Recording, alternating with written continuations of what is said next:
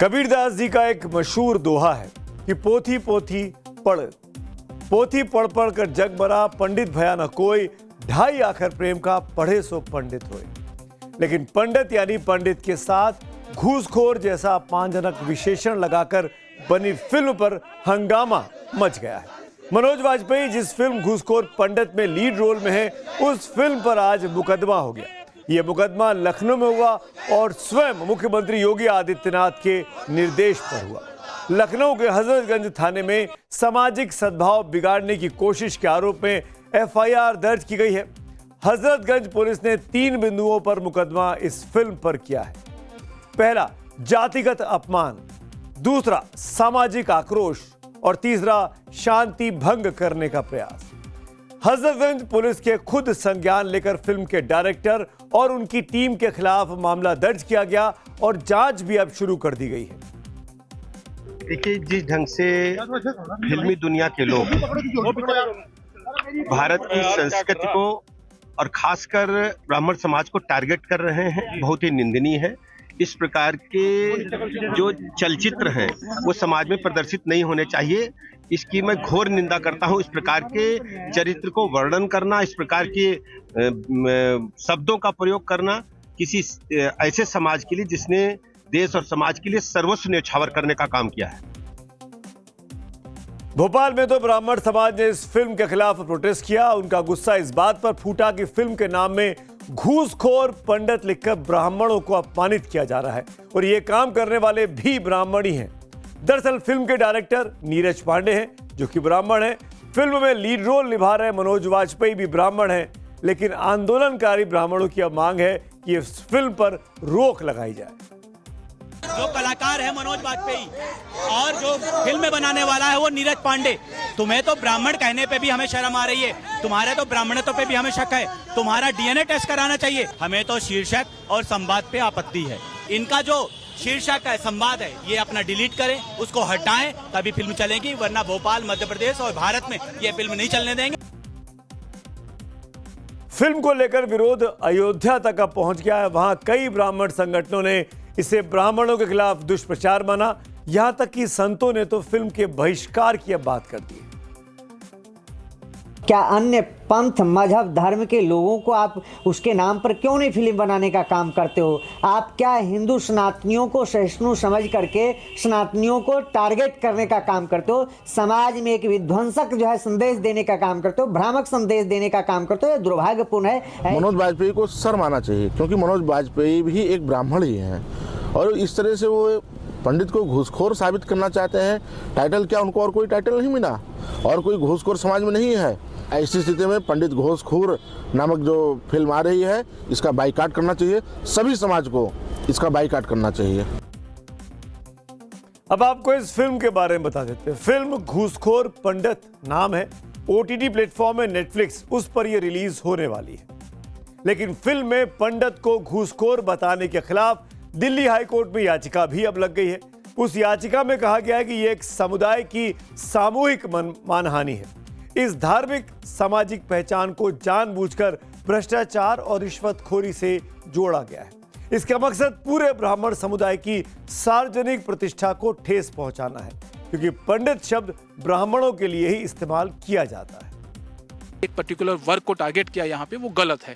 इसको मानते उन्होंने नाम चेंज करने की बात की है, साथ साथ जितना एडवर्टाइजिंग मटेरियल को हटाने की बात की है। लेकिन जब तक वो नहीं हटता, नंबर 1, और साथ साथ जो कंटेंट वेरिफिकेशन है वो बहुत ज़रूरी है इस मूवी का, क्योंकि कहीं ना कहीं पूरे वर्ग को, ब्राह्मण कम्युनिटी को टारगेट यहाँ पे आक्रोश है, गुस्सा है फिल्म के खिलाफ। और फिल्म में पंडितों के अपमान को लेकर योगी सरकार एक्शन में है, तो दलितों की पैरोकारी करने वाली बीएसपी सुप्रीमो मायावती भी ब्राह्मणों के सम्मान को लेकर अब मैदान में कूद पड़ी हैं। उन्होंने एक पोस्ट में एक्स पर लिखा है, ध्यान से देखिएगा, ये बड़े दुख व चिंता की बात है कि पिछले कुछ समय से अकेले यूपी में ही नहीं, बल्कि अब तो फिल्मों में भी पंडित को घुसपैठिया बताकर पूरे देश में जो इनका अपमान व अनादर किया जा रहा है, जिससे समूचे ब्राह्मण समाज में इस समय जबरदस्त रोष व्याप्त है, इसकी हमारी पार्टी भी कड़े शब्दों में निंदा करती है। ऐसी जाति सूचक फिल्म पर केंद्र सरकार को तुरंत प्रतिबंध लगाना चाहिए। सिर्फ मायावती ने ही नहीं, बल्कि धर्म गुरुओं ने भी फिल्म के ऐसे नाम पर ऐतराज जताया है और उन धर्मगुरुओं में मुस्लिम भी शामिल है। हमें याद रखना चाहिए कि इस वक्त बॉलीवुड खत्म हो चुका है। अब बॉलीवुड वालों ने एक नया हरबा अपनाया है नफरत फैलाव का। ये नफरत फैलाने वाली ही फिल्में हैं और ये इस तरह की मूवियां बंद होनी चाहिए और इन पर रोक लगनी चाहिए। फिल्म के विरोध का, प्रोटेस्ट का, राजनीतिक हस्तक्षेप का, कोर्ट कचहरी के चक्कर का असर भी हो गया है। फिल्म प्रोड्यूसर नीरज पांडे ने आधिकारिक बयान जारी कर फिल्म को पूरी तरह काल्पनिक बताया। साथ ही फिल्म का टीजर और उससे जुड़े सारे प्रमोशनल कंटेंट को नेटफ्लिक्स इंडिया के साथ साथ सोशल मीडिया अकाउंट्स और यूट्यूब से तुरंत हटा भी दिया गया है। नीरज पांडे ने सोशल मीडिया प्लेटफॉर्म इंस्टाग्राम पर एक पोस्ट लिखा, हम समझते हैं कि फिल्म के टाइटल से कुछ लोगों की भावनाएं आहत हुई हैं और हम उन भावनाओं का सम्मान करते हैं। इन्हीं बातों के मद्देनजर हमने फिलहाल फिल्म से जुड़ा सारा प्रमोशनल मटेरियल हटाने का फैसला किया है। हमारा मानना है कि फिल्म को पूरी तरह देखकर और उसकी कहानी के संदर्भ में समझा जाना चाहिए, ना कि सिर्फ कुछ झलकियों के आधार पर उसे आंका जाए। मैं जल्द ही ये फिल्म दर्शकों के साथ शेयर करने के लिए उत्सुक हूं। फिल्म घूसखोर पंडित में अभिनेता मनोज वाजपेयी एक भ्रष्ट पुलिस अधिकारी की भूमिका में निभा रहे हैं, ऐसा बताया जा रहा है, जिसका नाम अजय दीक्षित है और जिसे लोग पंडित के नाम से पुकारते हैं। इसी आधार पर फिल्म का नाम घूसखोर पंडित शायद रखा गया होगा। अब बवाल मचा तो मनोज वाजपेयी ने भी सोशल मीडिया पर एक पोस्ट लिखा कि जन भावनाओं को समझते हुए फिल्म निर्माताओं ने प्रचार सामग्री को हटाने का निर्णय लिया है। फिल्म में मुंबई में उद्धव ठाकरे की शिवसेना ने मामला भी अब दर्ज करा दिया है। अब फिल्म का नाम बदलेगा कि नहीं बदलेगा तो क्या होगा ये तो बाद में पता चलेगा, लेकिन फिल्म के खिलाफ जन भावनाएं सड़कों पर जरूर उमड़ पड़ी। हालांकि किसी फिल्म पर ना ये पहला विवाद है और ना ही ये आखिरी विवाद है, ये भी आपको समझना चाहिए। आप याद कीजिए कि जब फिल्म पद्मावत आई थी तो करणी सेना ने कैसे गदर मचा दिया था। उन्हें लगा था कि रानी पद्मावती का अपमान है। उसी तरह एक और फिल्म आई थी बिल्लू बार्बर, तब उसका विरोध हुआ था, तब बार्बर शब्द को हटाया गया। प्रकाश झा की फिल्म गंगा जल में साधु यादव के नाम के किरदार पर बवाल मच गया था। उस वक्त बिहार में राबड़ी देवी की सरकार थी और उनके भाई का नाम साधु यादव था। उन दिनों साधु यादव की छवि बहुत ज्यादा विवादित मानी जाती थी, इसीलिए फिल्म में जब खलनायक का नाम साधु यादव आया तो बवाल मच गया। अक्सर ऐसा होता है कि कई फिल्मों में कभी कहीं नाम पर तो कहीं दूसरे कारणों से विवाद पैदा हो जाता है। लेकिन आप सोचिए कि क्या बगैर कंट्रोवर्सी पैदा किए कोई अच्छा नाम नहीं रखा जा सकता? क्या सामान्य नामों से अच्छी फिल्में या कंटेंट नहीं तैयार किया जा सकते?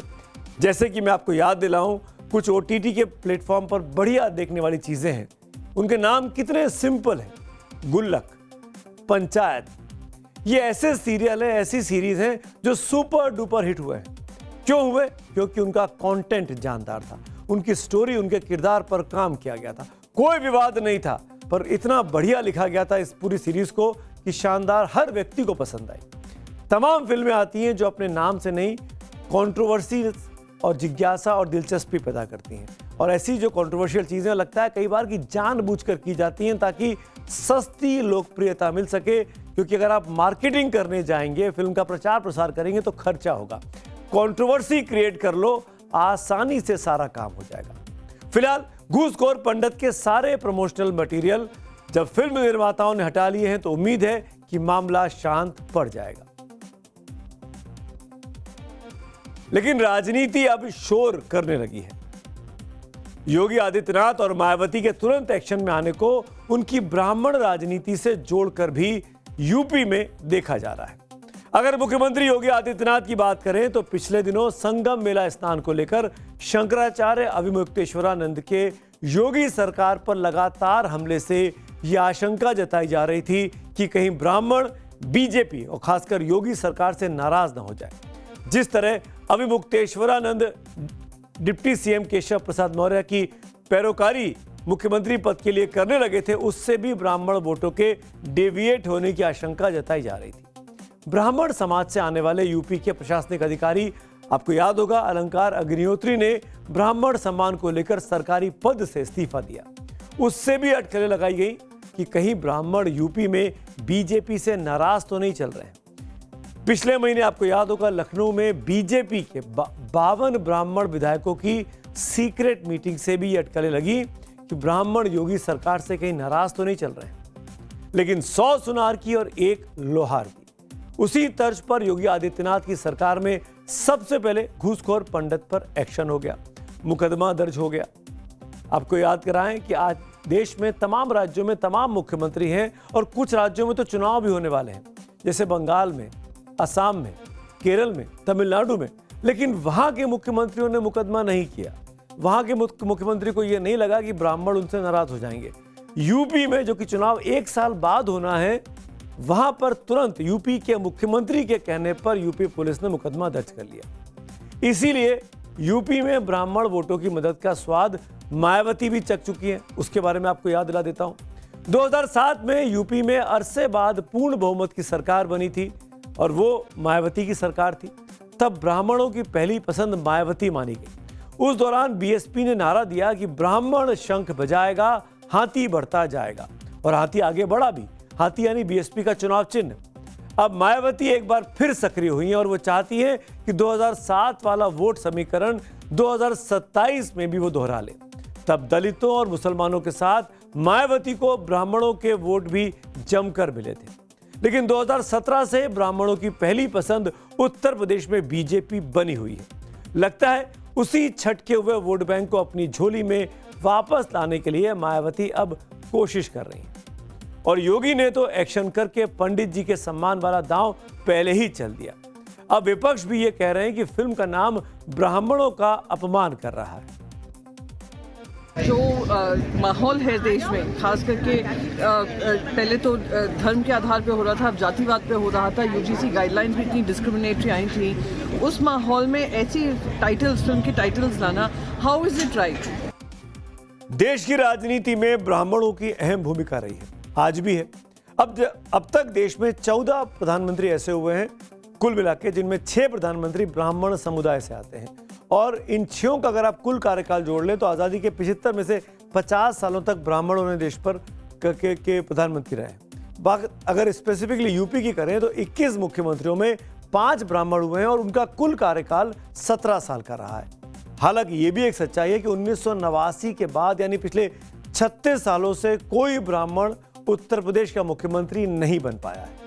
लेकिन सवाल है कि जाति को लेकर इतना आग्रह क्यों होना चाहिए? हमारा संविधान कहता है कि भारत एक सेक्युलर स्टेट है। सेक्युलर का मतलब सिर्फ धर्मनिरपेक्षता से नहीं बल्कि जाति निरपेक्षता से भी होना चाहिए। ये जाति का भेद किए बगैर सबको बराबरी का अधिकार देता है। लेकिन हिंदुस्तानियत और इंसानियत से ज्यादा जाति को लेकर हमारा खून गाढ़ा हो जाता है।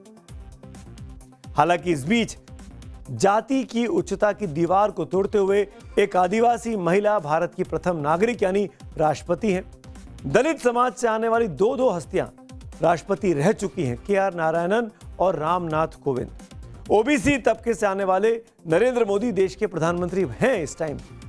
फिर भी जाति हमारे समाज को जड़ता की जंजीरों में बांध कर रखी हुई है। जब जाति जाति की रट लगी हुई हो तो महाभारत के महान योद्धा कर्ण को आधार बनाकर रश्मि रथी में राष्ट्रकवि रामधारी सिंह दिनकर ने जो लिखा था उसको हम आपको याद करवाना चाहेंगे।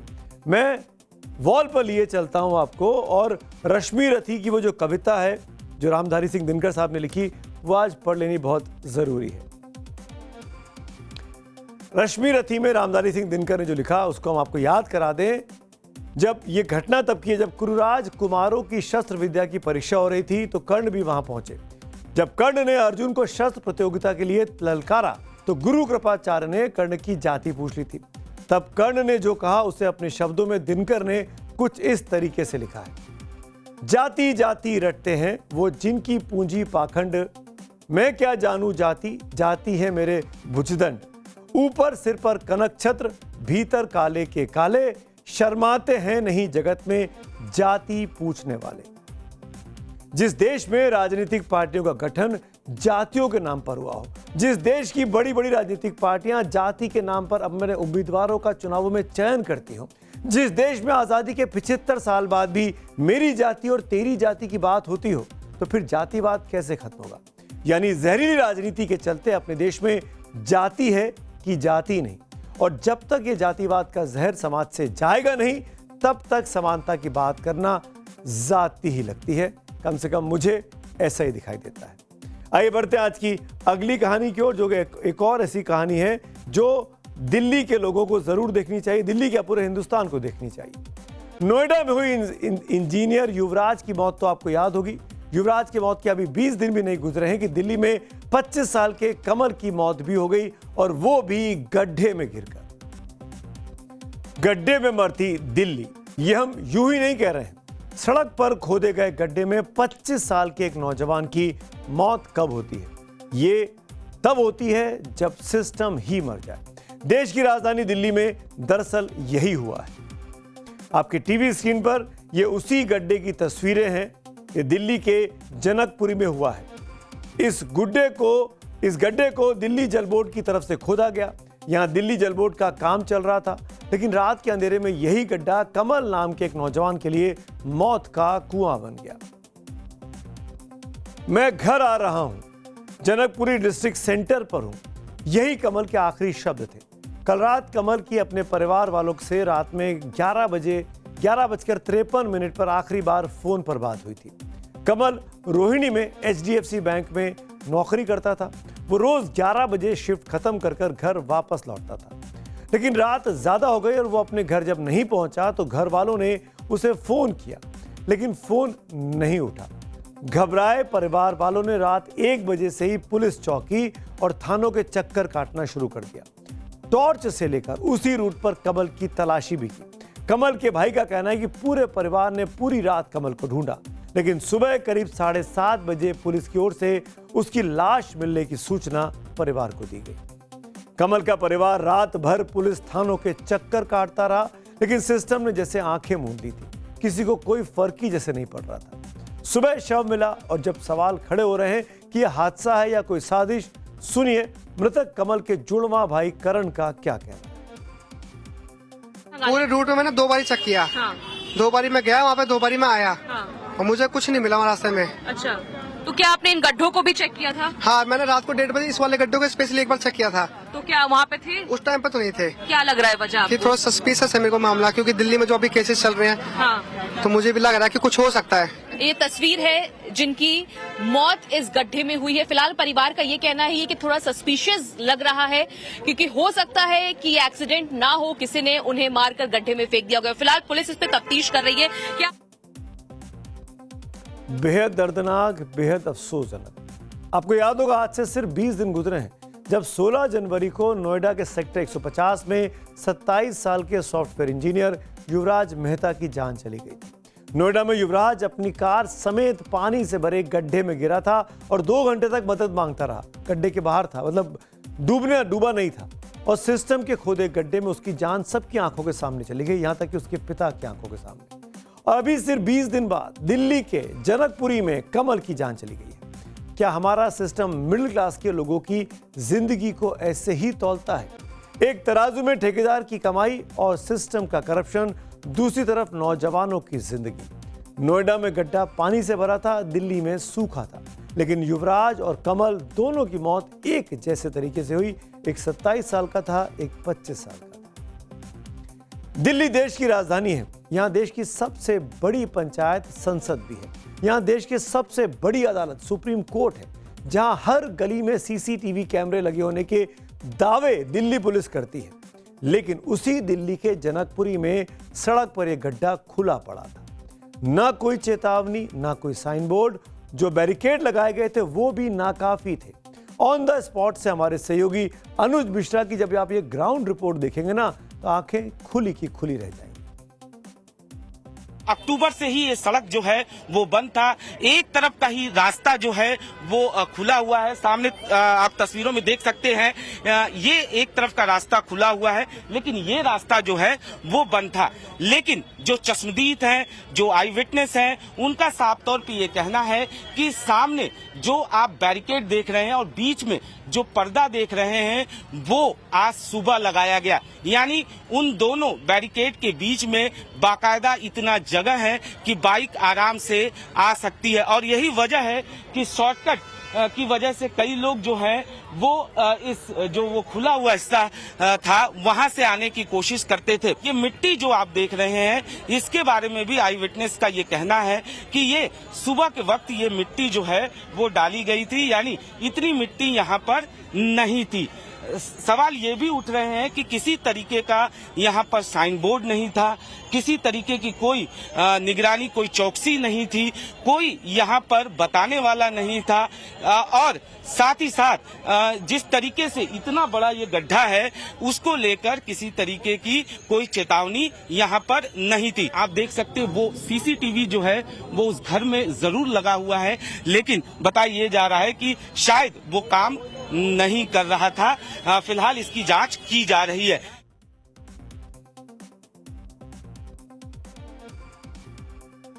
जिस सड़क को दोनों तरफ से बंद बताया जा रहा है वो सड़क पूरी तरह से बंद नहीं थी।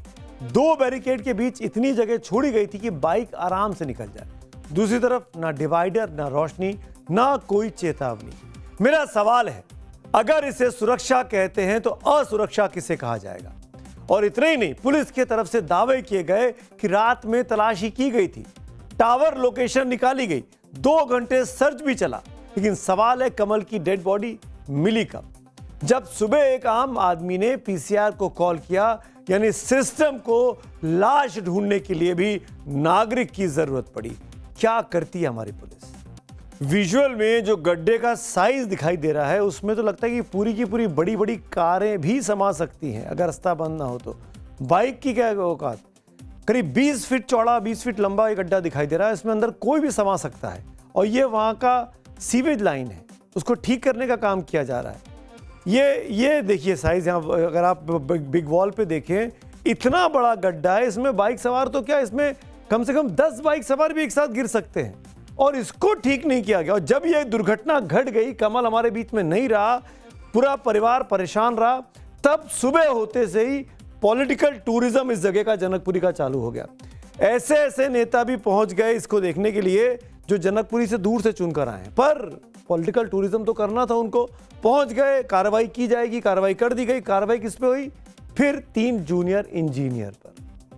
हमेशा की तरह जूनियर इंजीनियर को जिम्मेदार बता दिया जाता है, चाहे नोएडा का मामला हो, चाहे इंदौर का मामला हो, जूनियर इंजीनियर मारे जाते हैं। जो बड़े बड़े नेता ठेकेदार बैठे हुए हैं उनका साथ क्या होता है मुझे बताने की जरूरत नहीं है।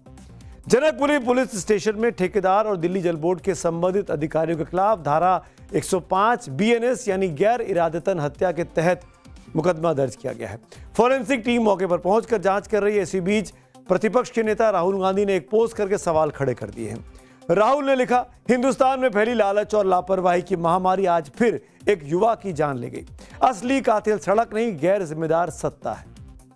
क्योंकि अब सवाल उस हर आदमी का है जो रात में घर लौटता है और भरोसा करता है कि उसने तो पूरा टैक्स दिया है, वो तो ईमानदारी का पैसा कमा रहा है, उसको कम से कम सड़क अच्छी मिलेगी, सड़क पर रोशनी मिलेगी, सड़क पर अगर कुछ दुर्घटना घट गई तो अस्पताल अच्छे मिलेंगे। अब उसकी जान नहीं जाएगी, लेकिन ऐसा होता नहीं है। जान भी जा रही है, सड़कें भी खराब हैं, और ये राजधानी का आलम है, ये NCR का आलम है जो नोएडा में हुआ।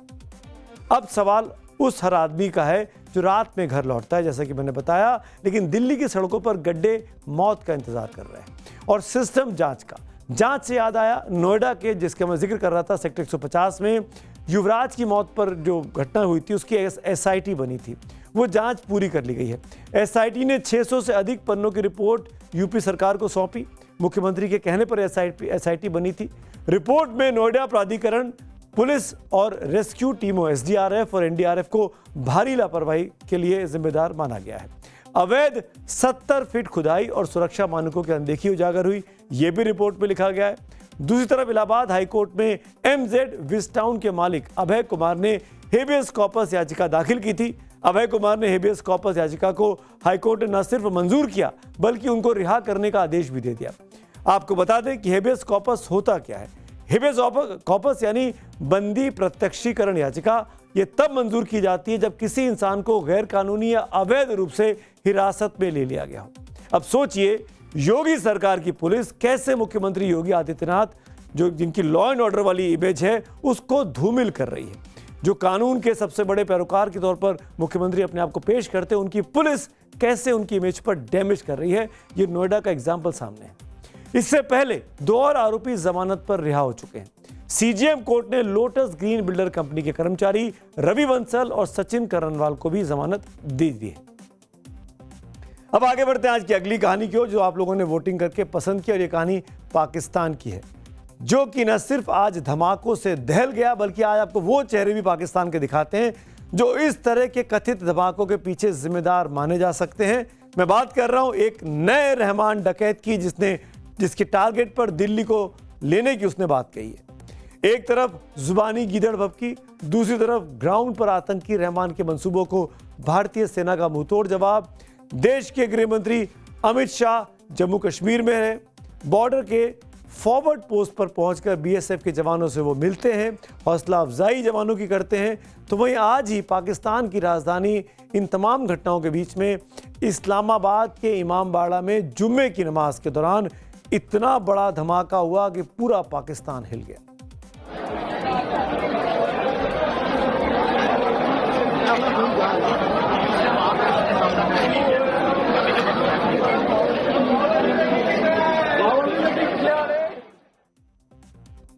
इस्लामाबाद के जिस इमामबाड़े पर अटैक हुआ वो शिया मस्जिद। सुसाइड अटैक में जब तक ये खबर लिखी जा रही थी 69 लोगों के मारे जाने की पुष्टि हो चुकी है, जबकि 170 से ज्यादा लोग घायल बताए गए हैं और कई इनमें बहुत सीरियस भी हैं। सुन्नी बहुल पाकिस्तान में जुम्मे के दिन शिया मस्जिद पर हुआ यह हमला केवल एक आतंकी घटना पर नहीं है, बल्कि ये पाकिस्तान के भीतर गहराते सिविल वॉर जैसे हालातों की ओर इशारा कर रहा है। पाकिस्तान की आबादी में शिया एक तरीके से अल्पसंख्यक माने जाते हैं। पाकिस्तान की बहुसंख्यक मुस्लिम आबादी में सुन्नी मुसलमान 90% के करीब हैं, तो वहीं शिया मुसलमान महज 8-9% के आसपास हैं। ऐसे में सवाल बड़े हैं कि क्या पाकिस्तान में शियाओं के साथ ये जुल्म क्यों हो रहा है? पाकिस्तान में क्या शिया नरसंहार का दौर शुरू हो गया है, जैसा कि कभी 80 और 90 के दशक में हुआ करता था? क्या फील्ड मार्शल आसिम मुनीर की लीडरशिप में अब शिया निशाने पर आ चुके हैं? सवाल ये इसलिए भी महत्वपूर्ण हो जाता है कि पाकिस्तान का पड़ोसी ईरान, जो शियाओं की आबादी का सबसे बड़ा मुल्क है, उससे पाकिस्तान क्या अमेरिका के इशारे पर जानबूझकर पंगे ले रहा है? और अगर पाकिस्तान ईरान में तनाव बढ़ता है तो इसका फायदा किसे होगा? और ऐसे में सबसे अहम पॉइंट ये हो जाता है कि क्या यह हमला ईरान को उकसाने के लिए किया गया है? पाकिस्तान के भीतर शियाओं पर हमला। अब एक बार फिर बात उसी आतंकी अब्दुल रहमान की करूंगा जिसकी तस्वीर मैं आपको कुछ देर पहले दिखा रहा था, जो भारत के खिलाफ जहर उगल रहा था। दिल्ली को दहलाएंगे, आगरे को जलाएंगे, क्या क्या बोलता है। ऐसे में अब सवाल उठते हैं, और सवाल ये कि क्या आतंकी रहमान की ये धमकी कश्मीर में आतंक पर लगातार जारी चोट की बौखलाहट है? दिल्ली और आगरा का नाम लेकर क्या लश्कर भारत के हार्टलैंड को टारगेट करने की साजिश रच रहा है? पिछले 48 घंटों में जैश के 3 आतंकियों का खात्मा, क्या ये पाकिस्तान की बौखलाहट है, या फिर अखंड भारत को खंड खंड करने का ख्वाब देखने वालों को ये पता चल गया है कि उनकी कब्र खोदने का सामान हिंद की सेना ने तैयार कर लिया है? सवाल है कि जम्मू कश्मीर में मारे गए ये 3 आतंकी उसी दिल्ली आगरा मॉड्यूल का हिस्सा थे जिसका जिक्र आतंकी अब्दुल रहमान कर रहा है। पाकिस्तान में खुलेआम भारत के खिलाफ जहर उगल रहा आतंकी अब्दुल रहमान मिल्ली मुस्लिम लीग का नेता है। मिल्ली मुस्लिम लीग पाकिस्तान का एक इस्लामी राजनीतिक दल है जिसे 26/11 मुंबई हमले का मास्टरमाइंड आतंकी कमांडर हाफिज सईद ने शुरू किया था। पाकिस्तान का चुनाव आयोग इस दल को मान्यता नहीं देता है, वहीं अमेरिका भी इसे आतंकी संगठन लश्कर तैयबा का मुखौटा संगठन मानता है। आतंकी रहमान हाफिज का बेटा तलहा सईद का करीबी भी बताया जाता है।